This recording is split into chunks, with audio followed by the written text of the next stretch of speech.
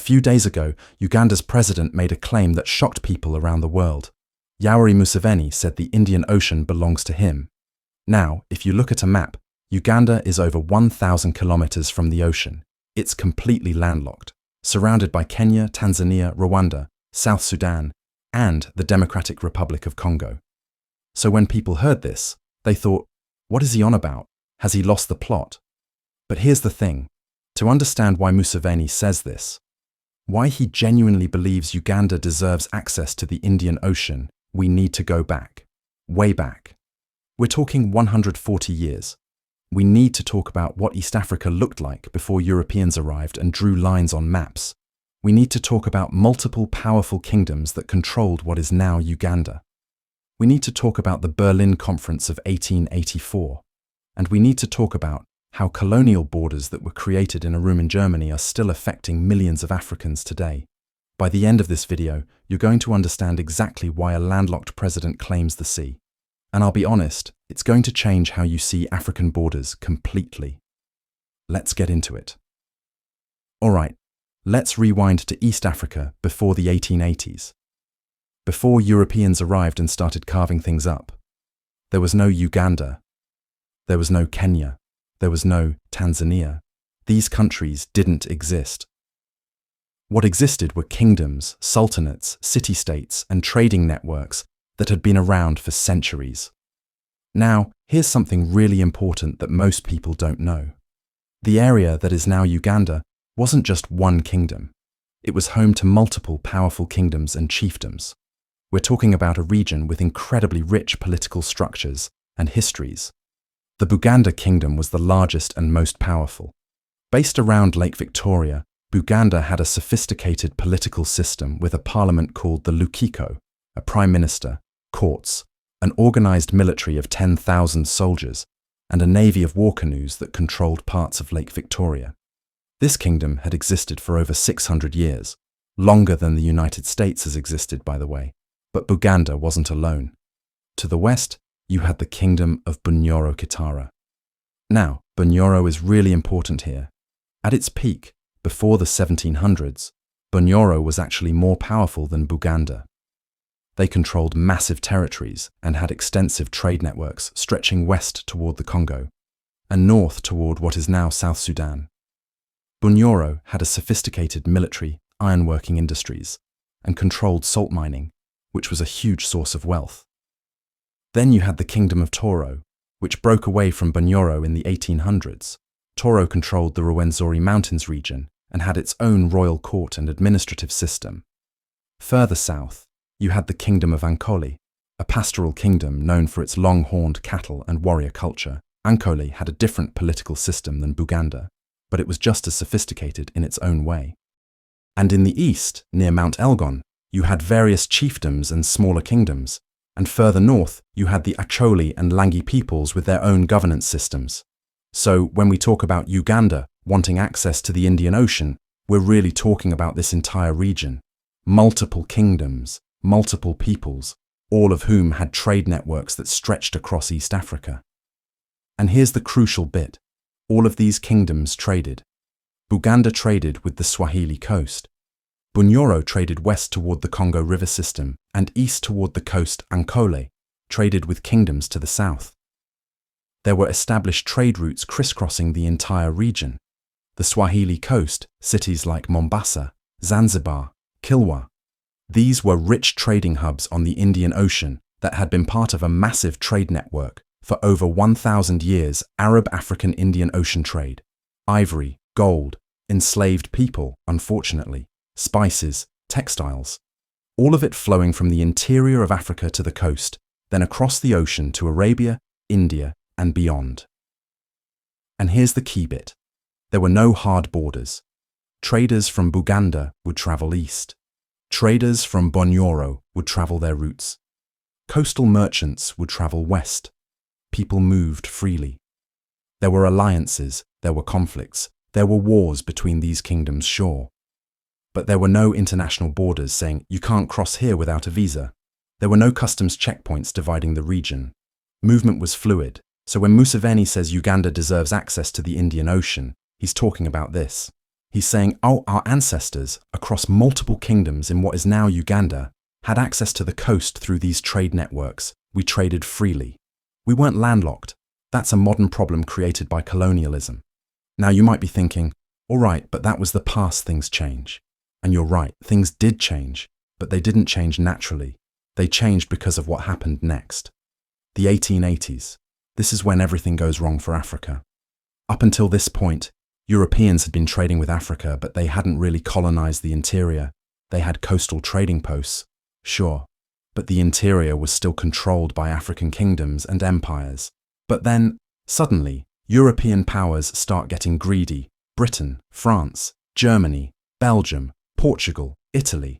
They all want a piece of Africa, and they start competing with each other.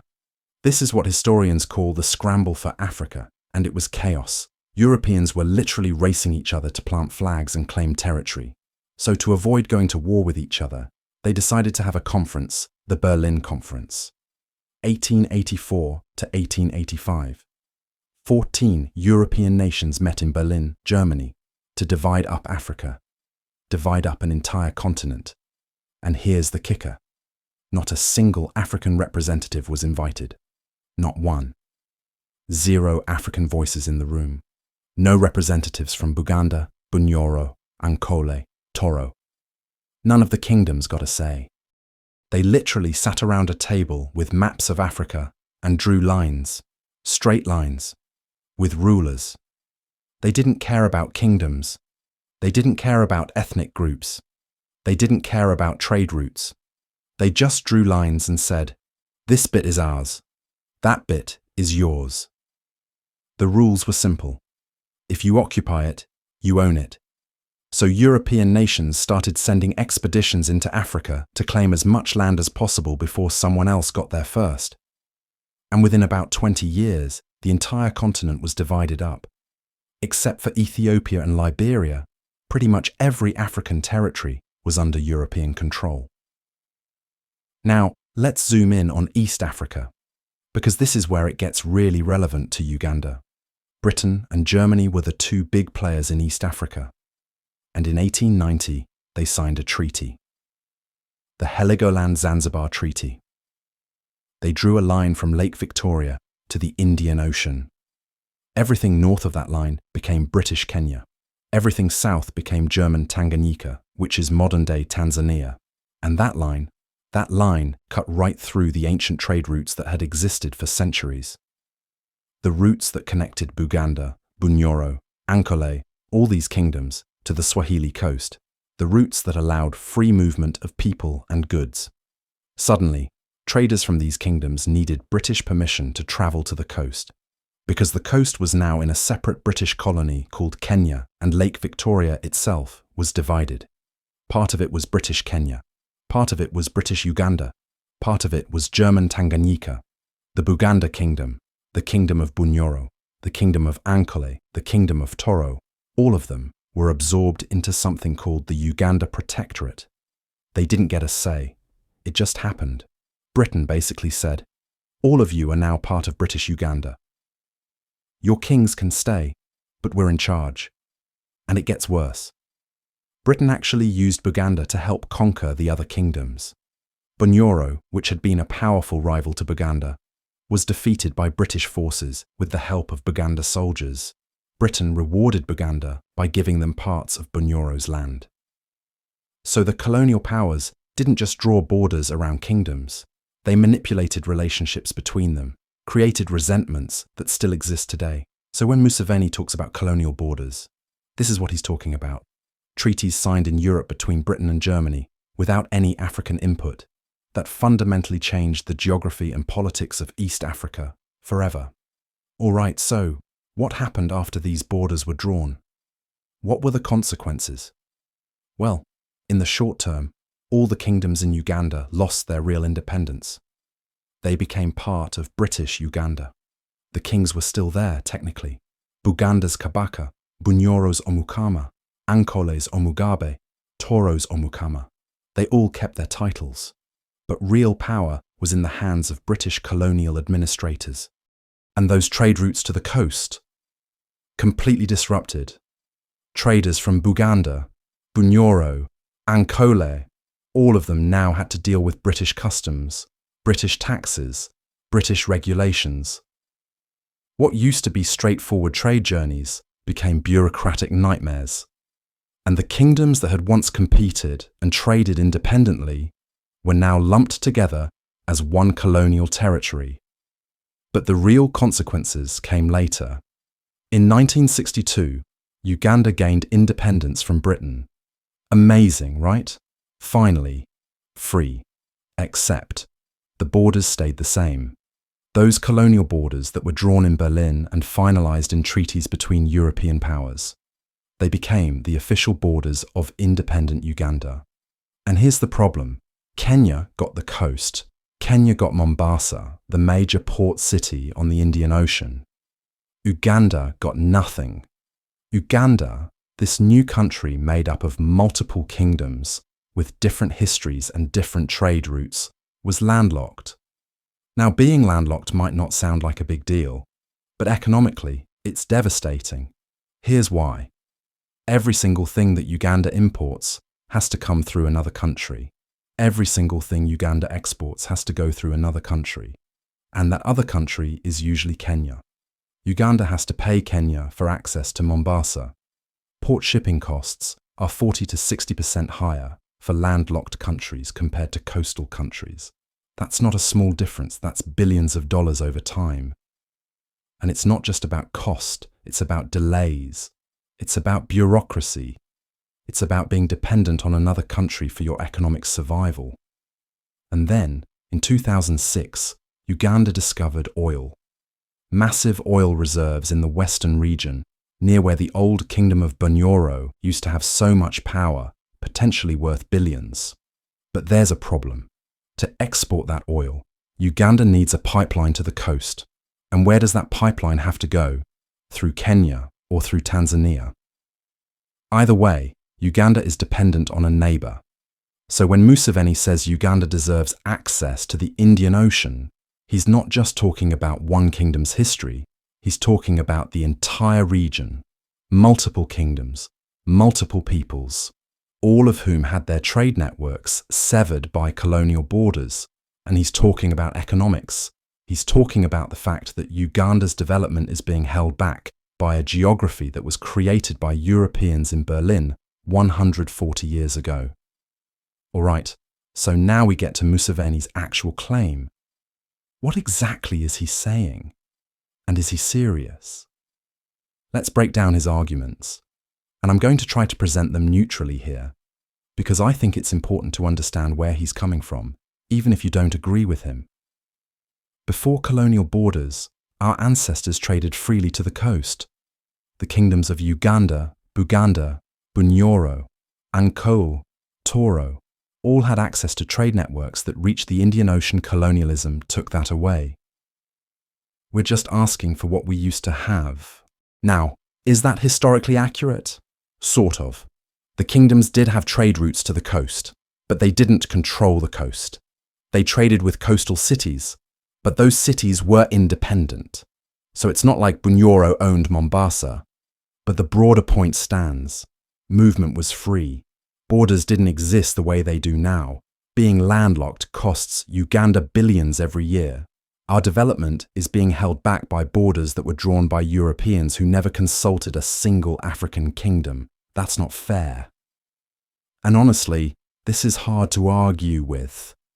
The data backs it up. Landlocked countries do face higher costs. And those borders were imposed by European powers who literally divided up kingdoms and peoples without their consent. Uganda didn't choose to be landlocked. It was made landlocked by colonial powers. Museveni often talks about the East African Federation, the idea that Uganda, Kenya, Tanzania, Rwanda, Burundi, and maybe South Sudan should unite into one country, one East African state. If that happened, obviously Uganda would have access to the coast because it would all be the same country. So when he talks about the Indian Ocean, he's also talking about regional integration. He's saying, these artificial borders divide us. We're all East Africans. We should be working together, not as separate nations competing with each other. Now, Is Museveni literally planning to invade Kenya? No, of course not. That would be insane. But is he making a serious political and historical point about colonial borders and economic justice? Yes, absolutely. All right, so Uganda isn't alone here. Let's zoom out and look at the bigger picture. Because this isn't just about Uganda. This is about the legacy of the Berlin Conference affecting millions of Africans today. There are 16 landlocked countries in Africa. 16. That's the most of any continent. And almost all of them are landlocked because of colonial borders. Not because of natural geography, but because Europeans drew lines on maps. And it's not just about being landlocked. Colonial borders split ethnic groups. The Maasai people are split between Kenya and Tanzania.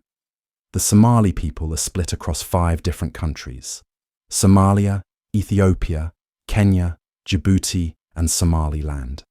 Even within Uganda, the way Britain grouped different kingdoms together created tensions that still exist today. Families were separated. Trade networks were destroyed. Cultural connections were severed. Political rivals were forced to share a country. And we're still living with the consequences. Border disputes, ethnic conflicts, economic dependency. All of it traces back to the Berlin Conference. So what's the solution? Well, that's complicated. Some people say, redraw the borders, give back what was taken. But that's chaos. You'd have wars. You'd have mass displacement. It's not realistic. Others say, push for regional integration. Create federations like the East African Community. And that's actually happening in Uganda, Kenya, Tanzania, Rwanda, and Burundi are part of the East African Community. They have a common market, a customs union, and they're working toward free movement of people. It's not perfect, but it's progress. And then there are practical solutions. Build better infrastructure, railways connecting Uganda to Mombasa, the Uganda-Tanzania oil pipeline as an alternative to going through Kenya. These are real projects happening right now. But the fundamental issue remains colonial borders are still the official borders. And changing them, or even just acknowledging their injustice, is politically difficult. So here's what we've learned. When Uganda's president says the Indian Ocean belongs to Uganda, he's not just being dramatic. He's making a point rooted in real history and real economic consequences. Before the 1880s, the region that is now Uganda was home to multiple powerful kingdoms. All of them had trade networks that connected to the Swahili coast and the Indian Ocean. Then the Berlin Conference happened. European powers divided Africa without any African input. They lumped different kingdoms together into colonial territories. They drew a line between Kenya and Tanzania that cut through those trade routes, and Uganda became landlocked. Today, 60 years after independence, Uganda is still paying the price, literally. Billions of dollars in extra costs because of a geography created by colonialism. And Museveni is saying, this isn't fair. We deserve better.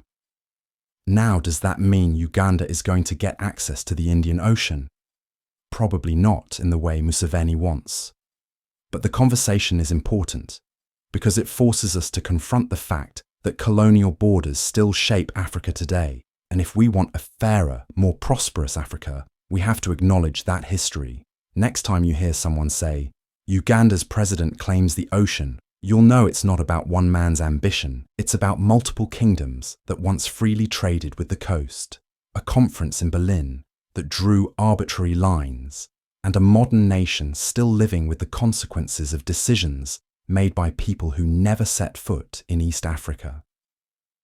If this video changed how you see African borders, hit that subscribe button, because we're going to keep diving into these stories, the ones they don't teach you in school, the ones that actually explain why the world looks the way it does today.